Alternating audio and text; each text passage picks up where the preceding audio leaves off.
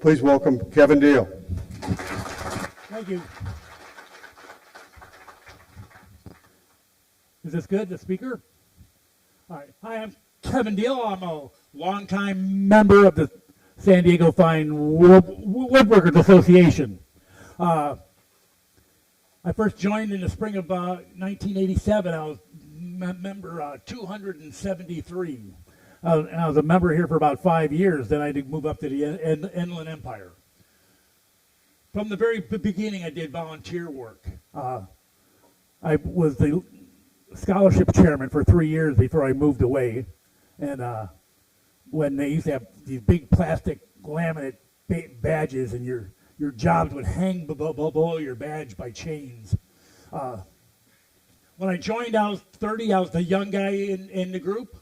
And when I came back here in 2012, I was still the young guy, surprisingly. Yeah. I'm glad to see things are changing now, and we're getting a more diverse group.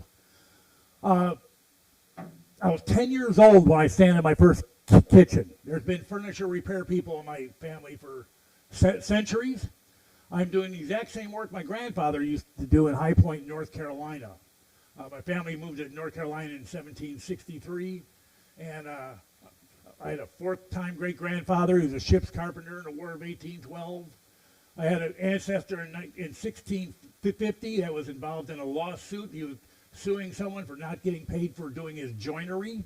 You know, there's been woodworkers in my family for a long time. My father, he didn't like doing it. He was colorblind, but he knew how to do everything, and he had a bunch of kids, and so all us kids did the wood finishing and things on our days off from school and whatnot. Until my younger brother was old enough, I was the baseboard guy. I'd crawl around on my hands and knees and do baseboards and things like that. Once my younger brother could do it, I was able to stand up and work, and that was a big plus. My 11-year-old brother, he was 11, I was 10. He taught me how to use a belt sander. You know, surprisingly, we both have all our fingers. You know, but you know, I've always enjoyed doing the woodworking. I was 13 years old. I was dumpster diving at this Slingerland Drum Company in Chicago, where I grew up. And I heard, "What are you doing there?" And some guy came up and he goes, "Get out of there!" And he asked me what I was doing. I said, I'm getting pieces of wood and stuff to build things. And he goes, "Come with me." I thought he was going to call the police. I'm standing in this warehouse. He brings and gives me a handful of veneer. There was maple and mahogany and cherry veneer. I still have about half of the pile left. I've been using it for years and years. I've been called a wood hoarder many times. I have about 1,000 boards in my shop, maybe 80 logs, and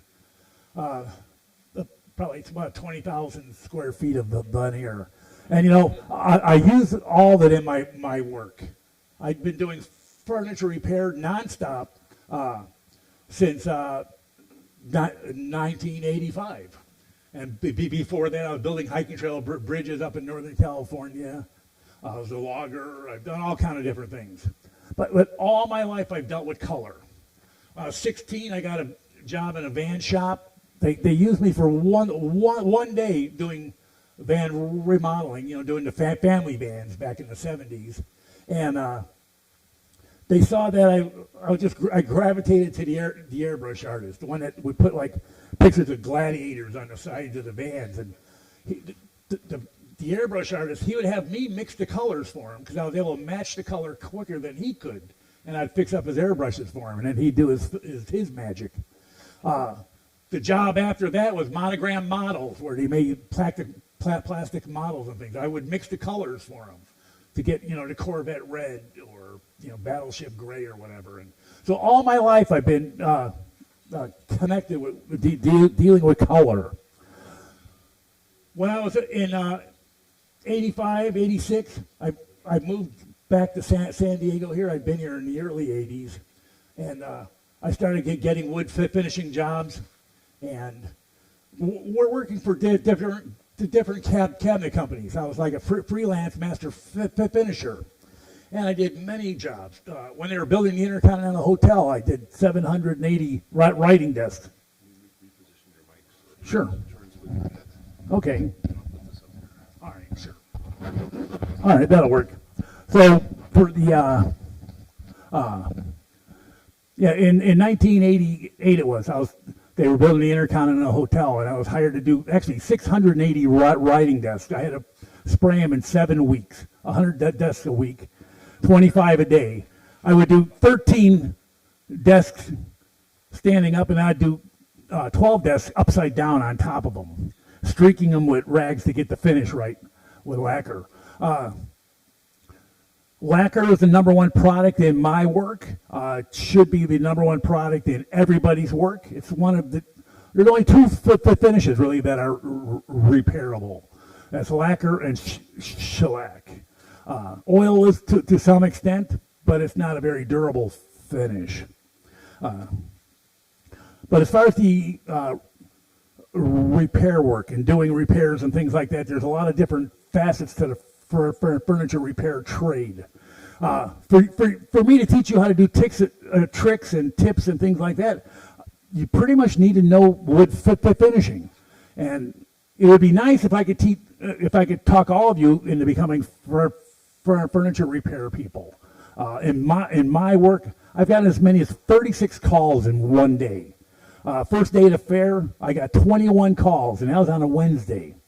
There's no way I could handle all that work myself. In my shop right now, I have probably 40 pieces of furniture. I got 8 pieces of furniture in my garage at home. And there's a warehouse just like maybe 1 block away from my warehouse where they have 350 pieces of furniture for me to do. So it's never going to end. People talk about retirement. It's never going to. The pile, my helper jokes. He goes, it never ends. A gentleman, one of our members, Jeff Romek, came to work for me at one time. He didn't mean to. He came to help me organize my shop. And I showed him what I wanted to do, move things around, and he goes, yeah, we could do that. And so I told him, I go, well, why don't you help me get rid of some of these pieces of furniture so we have more room to move things around. 9 months later, he's like, the pile's bigger now than it ever was. It's still, the shop is still a mess. But, you can become a refinisher, where someone that comes in and redoes tables, things like that. Or you can become a new finisher. It's almost 2 different trades, knowing how the finishes work and how to apply them. You could become what's just known as a regular touch-up repairman, where you go through with markers, crayons, and spray cans. That can be very profitable. Moving companies have put me to work for a long time touching things up. And then in my work, I do all facets of furniture repair. Oftentimes, like right now, I'm working on a vanity in the shop. It's supposed to be a 1930 dresser, but they want it to be a vanity. So I've had to modify the legs. I've had to fix chips in the veneer. I've had to remove the top and remanufacture the drawers so they can go in and out around the plumbing. So that's multiple trades all being done at once. And it helps to know how to do them all. I'm not perfect at everything, but I always do my best. And it shows in my work and in my reviews. If you like, you can always look on Yelp and see more of my pictures. And there should be pictures of my work going in the background here. They asked me to do PowerPoints, and I'm like, I haven't turned on my computer for 4 years. That's not going to happen. But hopefully you can remember some of what you hear, and if not, you can ask me questions later on. Furniture finishing and touching up probably started 10,000 years ago. The bear fat is the oldest finish on Earth. The Paleolithic man would, they would carve figurines and coat them with oil from bear fat, things like that. In 10,000 years, there's pottery shards in China that was found that are from 10,000 years ago. They have lacquer on them. People talk about all these finishes being old. Lacquer is 10,000 years old. At the time, it was done with the oil from what's called a lac tree. Now, in my life, I've always had the impression people frowned on wood finishing. People say, "Oh, it's dangerous. You don't really want to do that." I think it stems from all the way back then, society being turned off from it, because the oil they used from the lac tree was actually uracil, which causes poison oak and poison ivy. And you can actually die from too much of an exposure of that. I used to get it up in Northern California all the time, and you can get very sick. So wood finishers probably died at one time, and pottery finishers. 8,000 years ago, the oldest intact item is in China, and it's a pot that's 8,000 years old. It has the oil-based lacquer on it. Luckily, down in southern China, there was a wax tree, and it had oil too that could be turned into a film finish. And that wasn't poisonous, and so wood finishing was able to begin. Shellac is a very ancient finish. It's about 5,000 years old. It's pretty much just bug vomit, and it's from the shell that goes around the pupa of the lac beetle. It's mixed with alcohol. All right. Don't go to the paint store and ask for alcohol and tell them that you want to use it to mix in your shellac. Legally, they can't sell it to you. You need to go to the paint store and ask for glass cleaner. That's a must.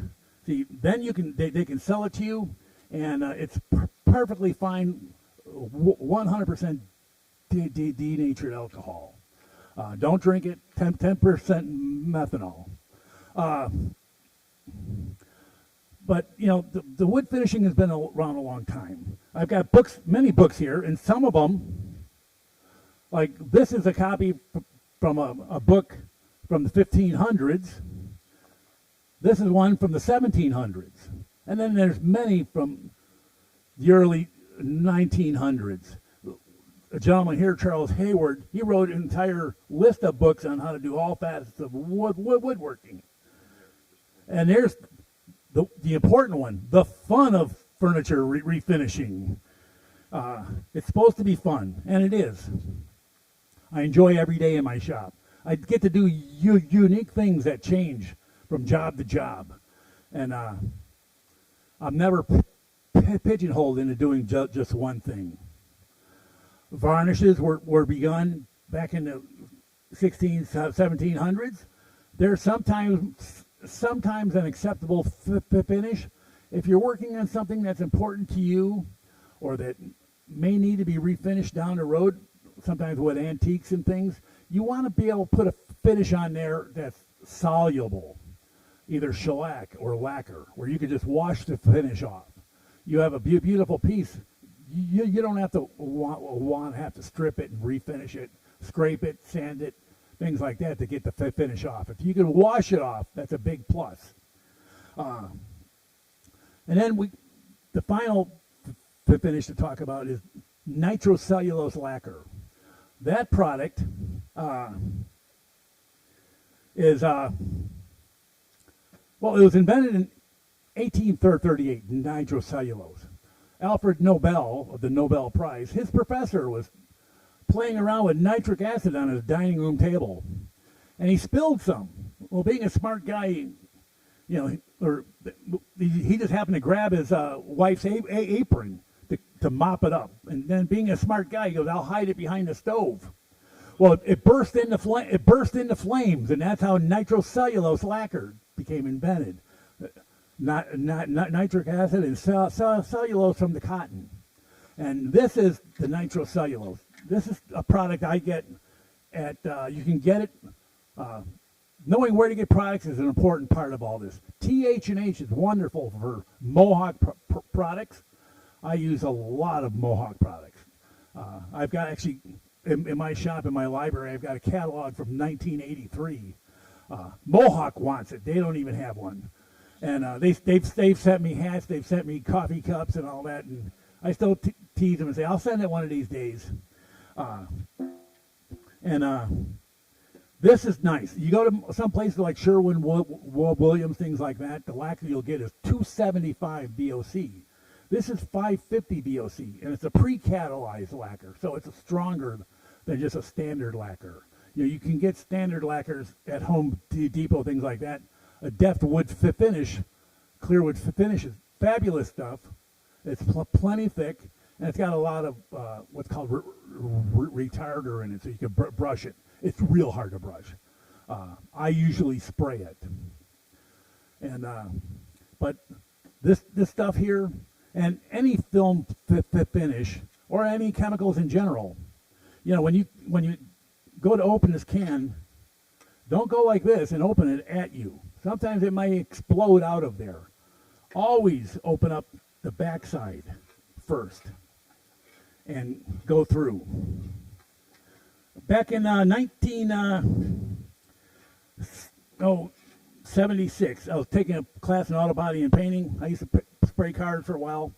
My instructor, he started doing spray painting in 1919. His name was Bunny. He taught me put holes around the rim, in the bottom of the rim.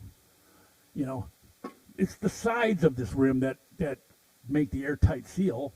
And if you put the holes going around, the material goes back in, and you always have a clean can. So always open up the can away from you, because if it's hot, it may spray out. When you close a can, start here and go the other way, because it's going to squirt out. If there's anything there to squirt out, it's going to go out that way. So nitrocellulose lacquer is my preferred finish. I use shellac all the time. They have a shellac that comes in a can. I'm sure you've seen the big yellow cans, the bullseye. This is the same kind of can that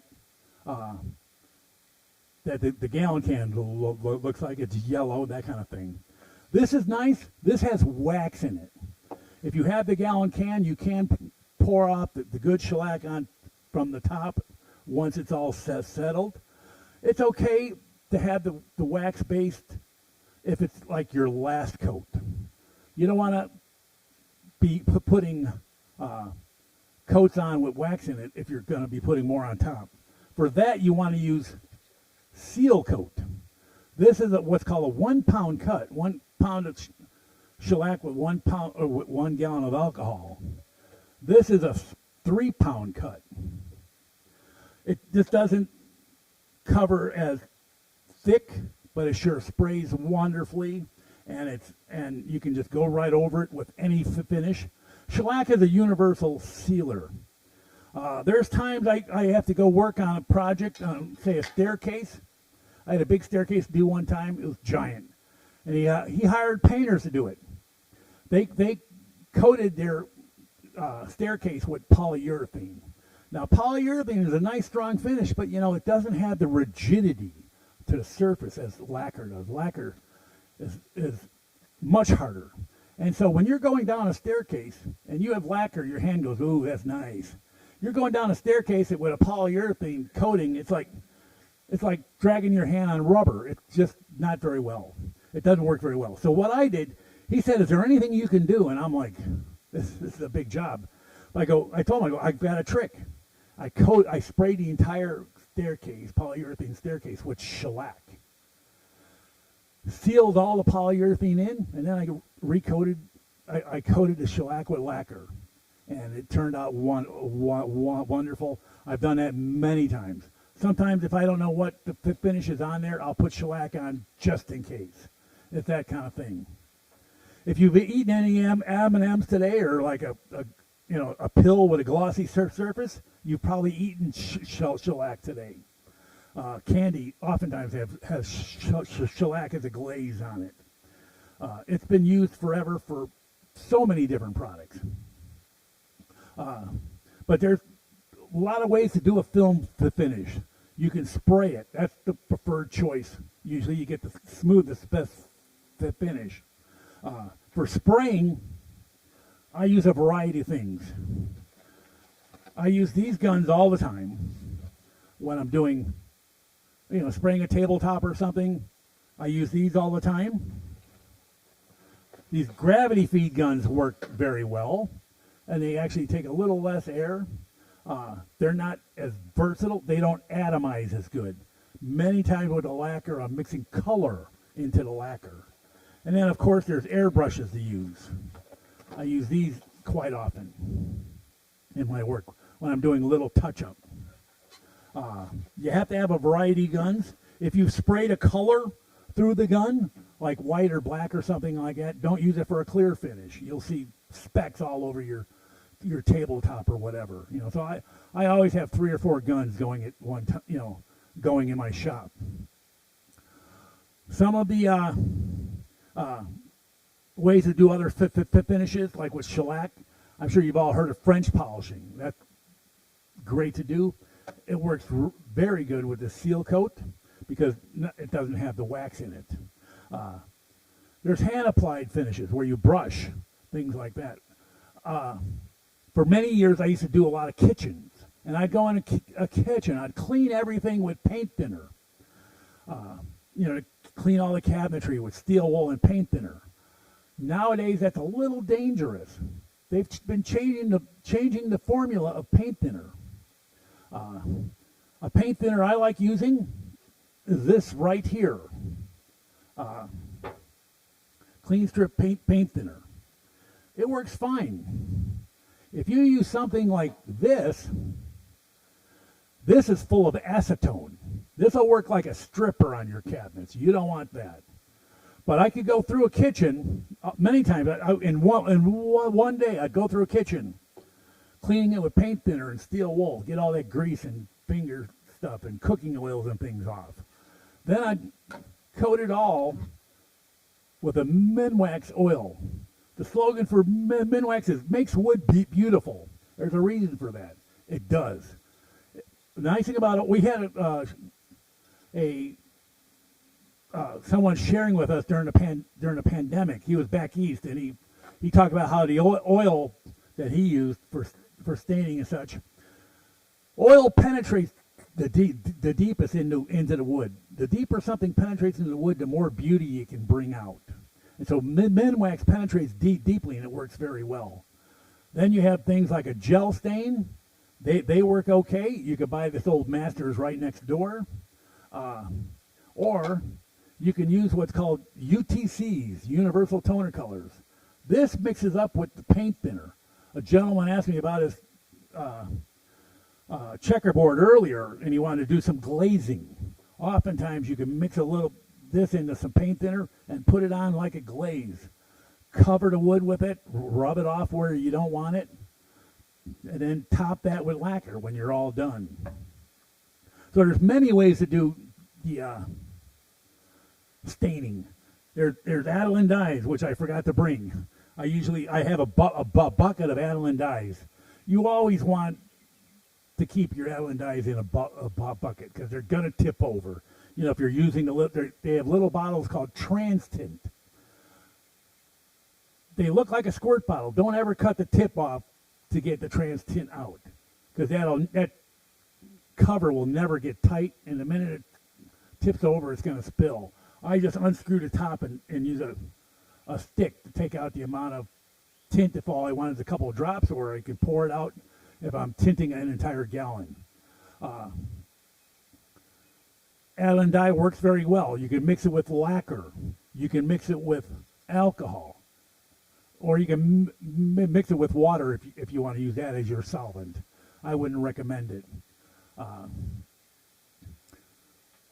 Much of what you can use for coloring also, when you're doing work, and you can get these products at TH&H.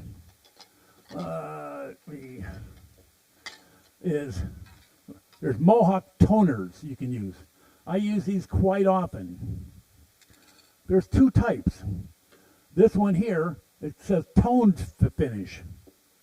That is actually mixed. The color in there is from UTCs. So it's a little more opaque, which in some ways is better because it covers better. But in other ways, it can go on too thick if you're not careful. The other thing they use is ultra sprays. This is a color called Van Dyke Walnut. It's very greenish. This other one was light walnut. This ultra colors, they're mixed with aniline dyes. They're more transparent. Everything's about transparency or opaqueness. Now these products here, you know, you shake them up. I got mass here if you don't want to breathe. I hold my breath. I've been holding my breath since I was a teenager. See, you can just do a little. There's times, say I just fixed a dog chewed arm on a chair yesterday in the shop, and I had my repair all done. I did Bondo, and then I painted the color bin, but I need to add a little red to it. So I got one of my spray cans, dark red mahogany, and just misted it on, and then I sprayed it with a clear coat of matte finish. Looked beautiful. Like I said, this one here, the Van Dyke Walnut, see, it's very green. So what you want to do when you're building your repertoire of chemicals is you need to study and learn all your different chemicals. I actually probably have 250 spray cans in the shop at any time. I keep them in milk crates like it is here. And then as far as cans of clear, you know, I've got sanding sealer, I got satin, I got gloss, I got matte. There's Mohawk products. I love the Deft spray cans. If you can find the ones anymore with the blue tip, these spray wonderfully. They don't make them like that anymore. This is the replacement. They spray like crap. So I save my good cans for when I need to do the final coats. And then there's Mohawk. It's great. It's a great product. It's not that great a spraying, but it's better than this new style of Deft. This Deft replacement. I haven't found out yet why they're canceling Deft. I think it's because it just sprays so good. What I do in my shop, since I have hundreds of spray cans, I mark what it is, I date it, and I put tape on it. That way I know if the tape is broken, it's one that I'm using. And if I open it up and spray it, I'll spray some on the cap, just so I can look in and go, oh, there's light walnut. You know, there's fruitwood cherry. You know, there's medium dark walnut. You know, in my work, I need to know all the colors and what they do. All these are pretty much always lacquer based.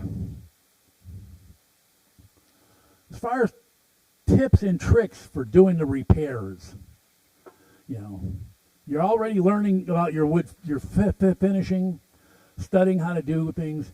You're going through and learning all your chemicals. You know, I told you about the paint thinner.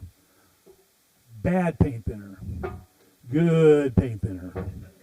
Alcohol for cleaning glass and mirrors. And you can't order a lot of these things online. I found a place called DK Hardware. I get them to send me 5-gallon cans of alcohol now. When you're mixing in the lacquer, you want to use a product called a retarder. I get this stuff up in Vista at Colorama. They used to be called Altura paint. Mohawk puts out a fabulous retarder. It's a little more expensive, but it works better. So it's a toss-up. Once again, you can get all these products at TH&H. But you want to put this in because this keeps your lacquer from drying too fast. It's able to flow out, get a much better finish. Plus, if you're doing a repair, say I'm doing on this chair arm I fixed yesterday. Once I had the color right, and I sprayed some matte lacquer on it, you know, it's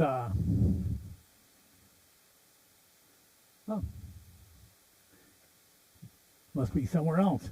But the matte lacquer, okay, I sprayed it on. It was a little rough.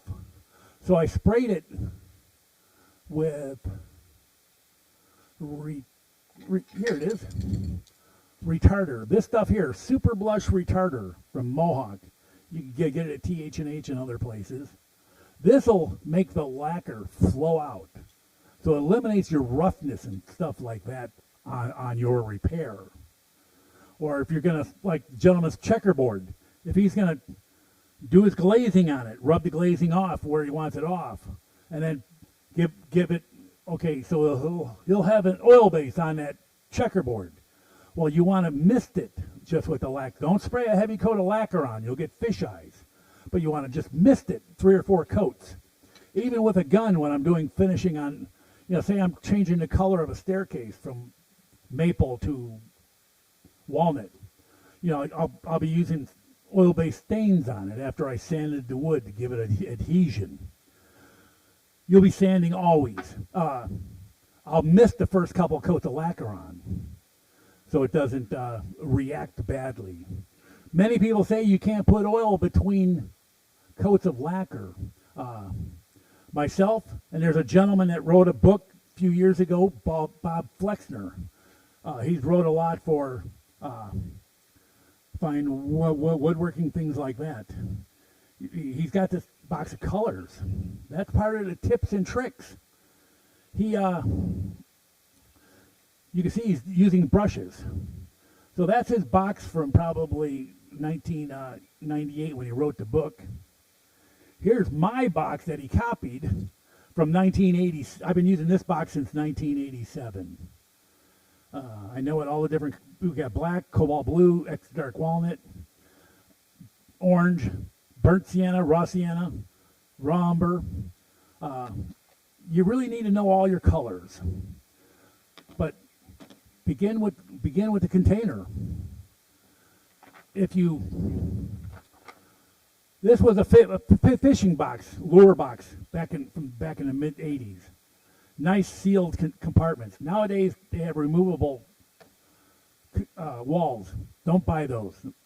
The colors will mix. You want to go to a hobby store and buy a bead box that you put beads into. They have sealed containers. But not all my colors are there. I have quite a few different ones. Canary yellow, One I've been using the last week or so is gold. A gentleman's having me modify some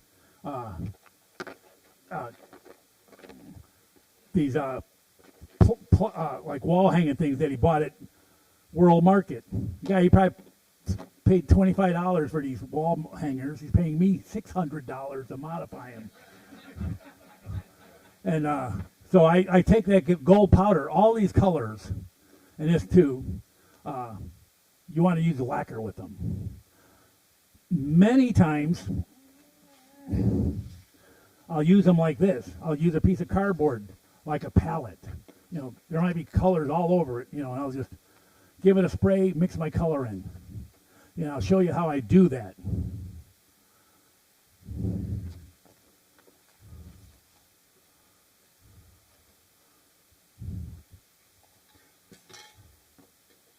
Let's get one of these crappy cans so I don't waste a good spraying can. See, and I could spray a little bit on there, get my brush wet, put some raw sienna on there. That'll work for a few things, but raw sienna, which is named after the clay in Siena, Italy, that's the color it is before it goes in the kiln. What we want to do is take some burnt sienna, which is the color of the clay after it's been fired in the kiln, put it together, and we get a brown. Or oftentimes, like if you're going to touch up something like mahogany, what you could do is start with extra dark walnut.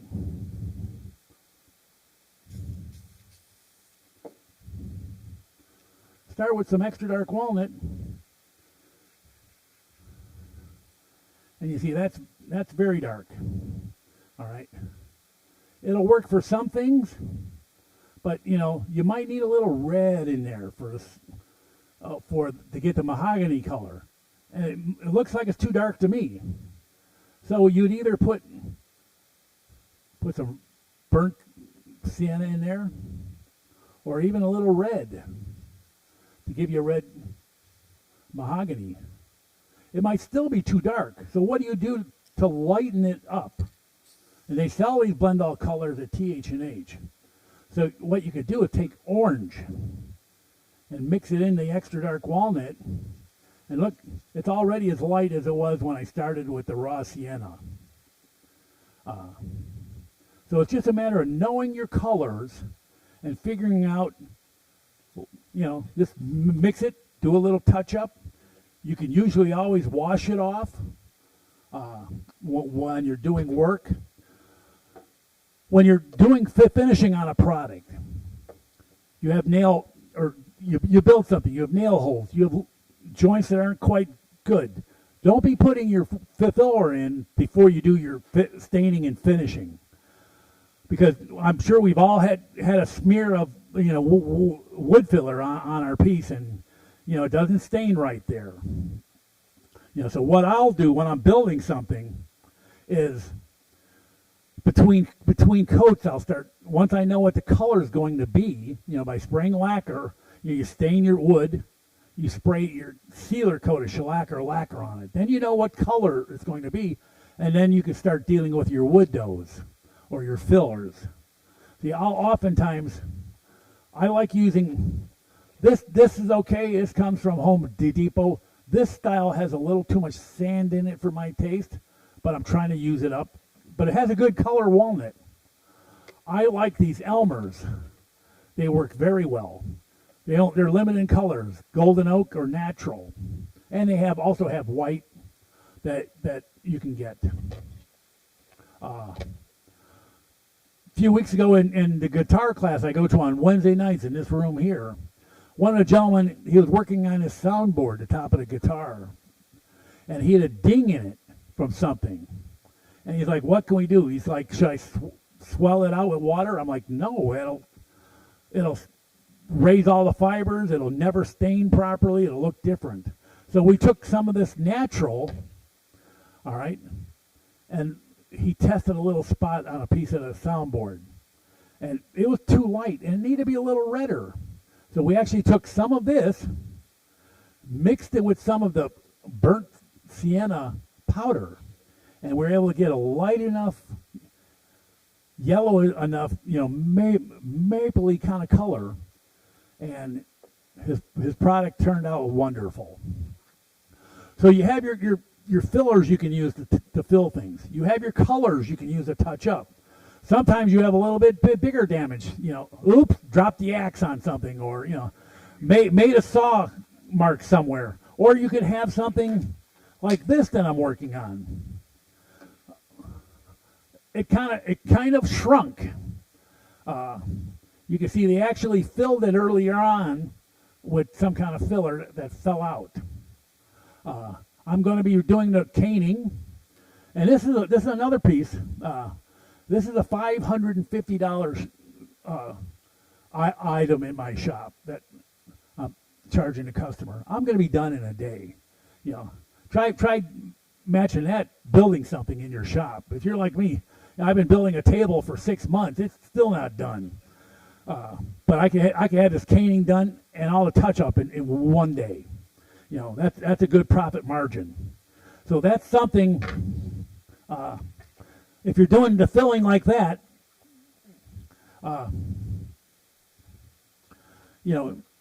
it's a little big. You don't want to really you could put the wood filler in it. It's not going to work very good.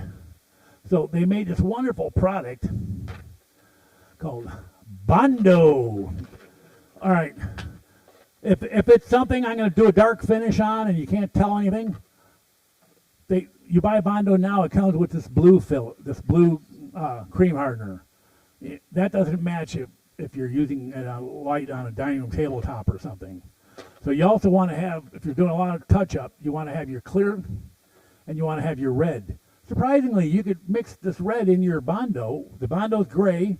You mix the red in, and then you could take your raw sienna powders, mix it in, and make a beautiful brown. And just put it gently in that, crack on the tabletop after you've done your finishing.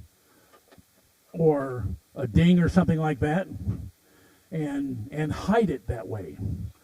The Bondo is a great product. I use it all the time. Oftentimes I'll get a dresser to repair. The corner's gone. I'll build it up with Bondo, shape it perfectly. When I'm working my Bondo, you always want to start carving it while it's still a little wet, while it's still a little soft. So they have these 4-way files. You want to get a nice 4-way file that has a rasp on one end and the smooth on the other end. You want your file card for doing your scraping and cleaning your file. So you begin the Bondo repair, you rasp it semi-smooth, and then you can switch to a cabinet file. This is rough on one side and smooth and finer on the other side. And you can actually, file it to make it like a flat piece on the corner. Then you take your brushes. If you could get a red sable brush, that's perfect. They're real hard to find now. But you want a nice brush that you can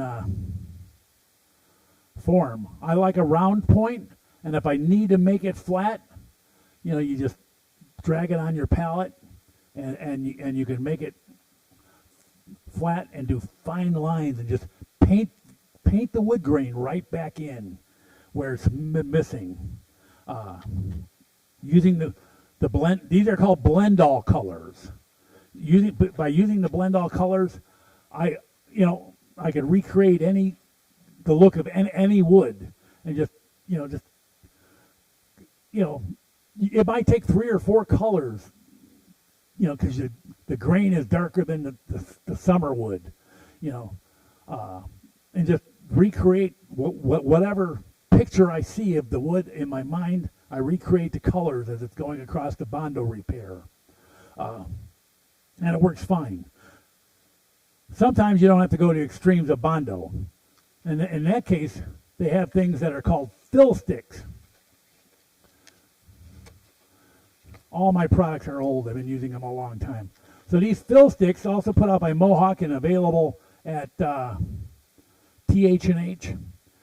They're like a wax crayon. You keep them in your pocket for a little while. They get semi-softer. And you could rub them into nail holes. They even have clear ones where you can actually rub it into the finish and make help it hide a little bit. So these are a great thing to have in your arsenal. You got white, you got cream colors, you got dark colors, all different kinds. So those would be great for filling. But then sometimes you have a spot where the color's not quite right in your work. Maybe there's a little glue there. Maybe the grain of the wood is bad and it doesn't want to blend in. Well, then they have these crayons called, get out of there, blend-alls. They're just like the blend-all powders that I use in my palette box and in that other box. And they're actually got the same number for the color. All the colors on the Mohawk go by a number. And these can be rubbed on the wood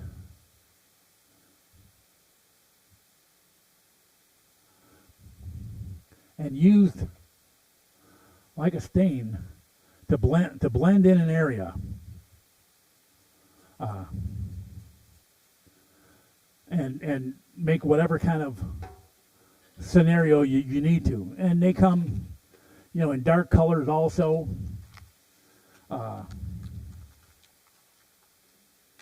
Like this. Sorry, but all my stuff's old. You see, you can go dark, and there again, blend in an area. Oftentimes, I'll go to a house. I'll get a call. Just a couple weeks ago, these people, they were having their flooring done. The flooring guys, they took the oil diffuser out of the plug in the wall and set it on top of the dresser. Well, it laid on its side, and the hot oil spilled onto the finish. Worked just like stripper. There was like a raw spot of wood. red oak, and it's aged, it's yellow. I just used those blend-all stain sticks and just blended it in, the coloring, and then I painted the wood grain in to make it like an invisible repair. It was probably this size. Often, I've got some photos going through here somewhere. This is called a ceruse finish, invented in France, and that's actually plaster of Paris in the red oak chairs sprayed black with plaster of Paris, called ceruse. I've been studying wood finishing, like I say, since I was 10, and there's so much to learn and you can experiment, and your finishing is only limited by your imagination, and you can just invent your own finish, invent things to do. But as far as the touching up, when I have to do repairs, there's a variety of things I use. I'm sure we all use the CA glues now. I use those quite often. Instead of like an Elmer's, I'll use Type Bond 1. You can actually use Type Bond 1 doing the veneering. You put a little bit on both sides, and you can use your iron to iron the veneer in. It's heat activated. I'm always gluing fabric when needed. Roux glues for doing the melamine work, or sometimes if I have to attach like a plastic or something, I might use the roux glue. We have the hide glue. Always, if you're doing caning in your shop, you want to use hide glue because it's the most reversible of all the glues. Someday someone's going to have to fix that caning. Now, if the spline going around this, it probably hasn't been, but if it was put in with wood glue, you're taking that out with a chisel, hammer and chisel. If it's done with hide glue, I can have that out in 15 minutes. If it's a mixed media, say I'm repairing some metal on it, like a Boule type antique or something, you want to use what's called fish glue. I get this at Pat Edwards' shop. This has a lot of elasticity in it, and it's made for mixed media. And then, last but not least, if I'm doing if I'm fixing like a chair leg or something, and I want a permanent repair, Type Bond 3. It's got the highest crushing strength, and I've never had it fail. But it is not reversible. So you need to, and then there's times like I've got a table coming in a couple of weeks. The moving company damaged part of the marble on the top of the table. I'm going to use this this JB Weld epoxy to glue the marble back in place and fill. I take this 2-part epoxy, I mix it with my blend all colors, and I can make it look like the marble. I can even take the blend all colors and make veins and things going through the marble, and then I spray a gloss on it, and it blends right in. And of course, hot glue gun all the time. Another trick or tip for doing damage repair is burn-in sticks. This is a product in the olden days, hundreds of years ago, it was made out of shellac. Nowadays, it's an epoxy. It goes a variety of colors. This is a kit I bought probably a dozen years ago or so. And it's, you melt these into the imperfection. Some of them, you might even have just like a little ding on a tabletop, nice mahogany tabletop. You could take this red amberish kind of color. It's a clear, and just melt it into the top. I wind up having hundreds of these. There's all, piles. I have piles of them everywhere. And it has to be, it just, you start collecting it after a while. So what you can do is take this with the burn-ins, and they sell these at TH&H also, I believe. And you can either use your portable plug-in, where you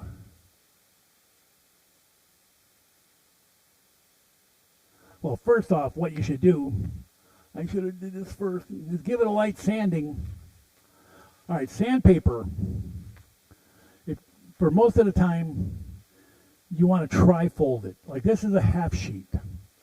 So if I'm going to be sanding a tabletop by hand, I'm going to fold it in a tri-fashion. That way you always have abrasion against your hand, and it makes sanding. See, I don't even have to hold the sandpaper. All right. This is 400. That's not very rough. If you're going to do detail sanding, tear it into a quarter. There's a system that's tearing sand to a sizing sandpaper. All right. This quarter sheet is the perfect size for those rubber sanding blocks. And then once again, you tri-fold it. There's times when I'm sanding small items, I might even take this and tri-fold it just so I could get into little nooks and crannies. But once you sand your damage, you could take your burning stick and melt it into the imperfection.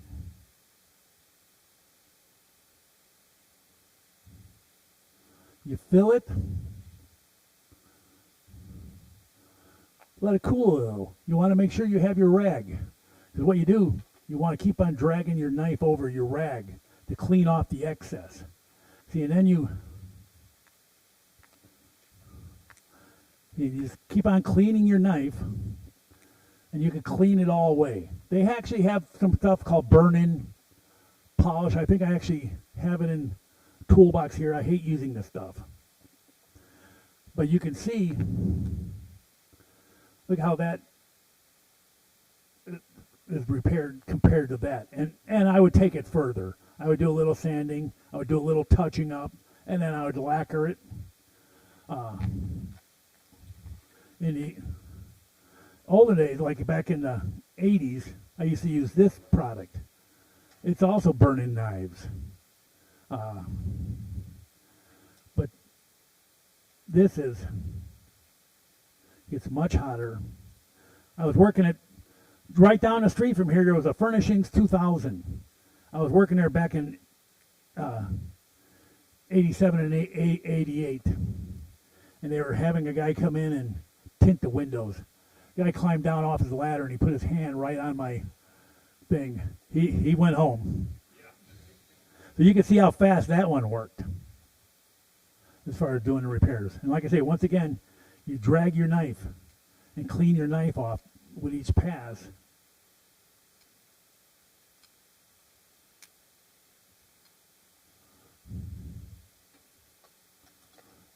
Then you give it your light sanding.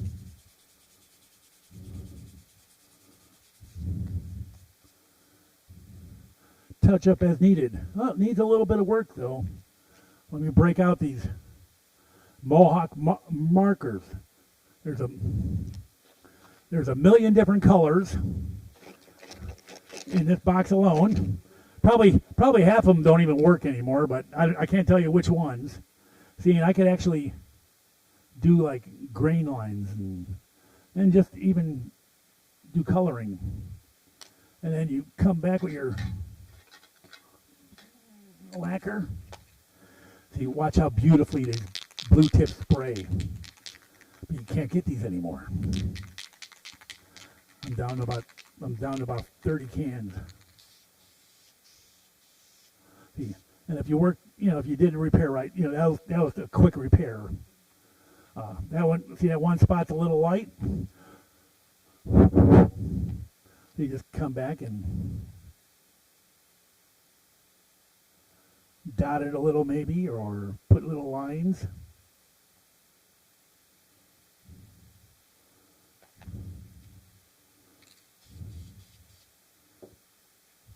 And hide it even more. You know, but like I said, that was a quick 2-minute repair. Usually I spend a little bit longer, but you know, there's times I go in, I'm sure it's been in some of these pictures, where, you know, I'll go in a house, you see a handrail, it's dirty in some spots where they grab it all the time. That's because they didn't wax it. I like this wax. I've been promoting it for about 10 years, and now for about the last 6 years, they've been selling it on Amazon. Crystal clear paste wax. There's a lot of different waxes. Some people like the bison waxes and things. They're hard to get off.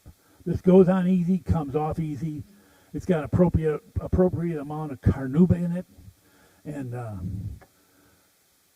the handrails, you go in a house and the handrail's dirty in spots. That's because all the finishes on Earth are porous. Everything on Earth is porous. That's why they can make a diamond blue. But these finishes are porous. So if you don't fill those pores with wax, they're going to fill with hand oil. And so that's where you get that darkness. Well, that grime will go all the way to the wood.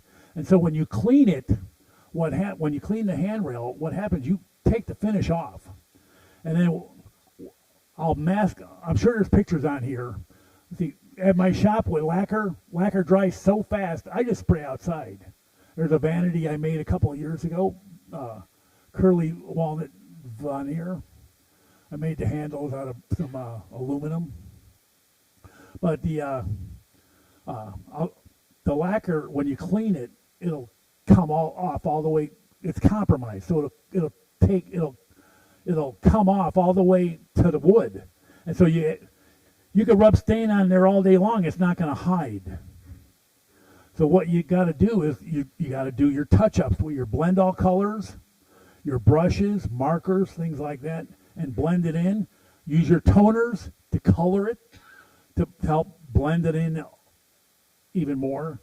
The art of doing the tip and tricks for doing furniture repair or touch-up is camouflaging. You know, the damage isn't going to go away. It's going to stay there. You just got to make it so people can't see it or notice it. And so with the handrails, I touch them up all along the edge where people grab it all the time. And then I come through and I spray can it or spray gun it, depending on the size, and blend it all in. Put a coat or two on, see how it looks. Maybe, but between coats, a trick I like doing. All right, I've got a stereo cabinet from like 1970 in my shop right now. A woman from Temecula wants me to make it beautiful. It just had like a flat, dead-looking appearance. It's like a wall. It's actually teak, but it looked like walnut, and it had no beauty really. So all I did was clean off the partial amount of the color they had on there. We just washed it a little bit with lacquer thinner, and then I used toner a little bit. This medium Tabrin. It's a beautiful color, and it doesn't have very much red in it, and so that's great.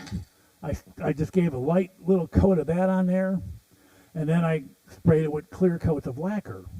And then what I do oftentimes, especially like with staircases, things like that, you want to build the appearance of depth in your finish to make it more beautiful. The more coats you put on, the thicker you make your finish, the more light it reflects. The more light it reflects, the more color goes to your eye. And it looks more beautiful. Oftentimes, you'll go, it looks like it's getting darker. And it will be because you're bringing more and more color out. But what the thing to do is, I oftentimes say I'm putting 8 coats of lacquer on a staircase. There was 8.5 years I did a staircase every week. And so I had a lot of variety and matching colors doing, and practicing making things beautiful by applying color. But between layers of clear coat, you actually build depth to the finish. And it makes it look more alive and just makes it look so much more beautiful. If you look at this alone, and look at how beautiful this looks compared to some of the others. This isn't a bad finish. I had a job up in San Clemente. The wife broke her hip, and they had this antique-ish kind of, but not antique, but an antique appearing poster bed, and they needed to lower it by 4 inches. So I cut the bottom off of all the legs, and I use these in my shop when I need to raise a piece up off the bench for doing my spraying. I use these little legs, and it works great. All right, so we talked about the glues. Some other fillers are these two here. If your wood's a little punky or something, you can use this product here. And it's a 2-part epoxy that you mix together, and it'll go right into the wood. This here is also the same company. This is like a white, almost like a Play-Doh, and it mixes together and gets hard as a rock. And you can use that for forming. What else do I need to hit? We did the sandpapers. In your shop, as you're doing your finishing, you want a lot of coffee cans. You want other containers. And for when I'm doing color and stuff, I often use the tuna cans. That works great. And then the last thing is, having fun and satisfaction. There was you can build the most beautiful piece of furniture. I build stuff all the time, and I've had people say, "Oh, I just love it," But like a couple years ago, these people, they brought in a table from 1935. It looked like it had been dragged down the street. A little pier table. And she said it belonged to her parents. And if I asked if I could help her make it look better. She had a picture of her parents giving each other the bite of wedding cake. And they showed the wedding cake in the picture, but between them, underneath the wedding cake was the table. There was no greater family heirloom. All right. I made it look beautiful. I spent some time on it, made it look beautiful. I asked them to come pick it up. This husband and wife, they're about 50-ish. I had lights shining on it. She came in, she just started crying. You can make the most beautiful piece of furniture, you're not going to have a customer crying. But you restore family heirloom. There was no greater family heirloom than the table holding the wedding cake. And you can get customers crying. And I get so much joy and satisfaction out of that. By being a member of this group and helping whenever possible. I wrote a paper a couple years ago on volunteerism. You can find it if you search the website enough. Being able to do things like this, being a part of, coming to meetings, showing up at board meetings, it's all so important. It takes all of us to keep this group going. And I treat my customers and my pieces of furniture, I try to always do my best. And once I'm done doing my best, I'm always happy. And I get a lot of joy in my work. I love bringing, happiness to people's lives. Thanks for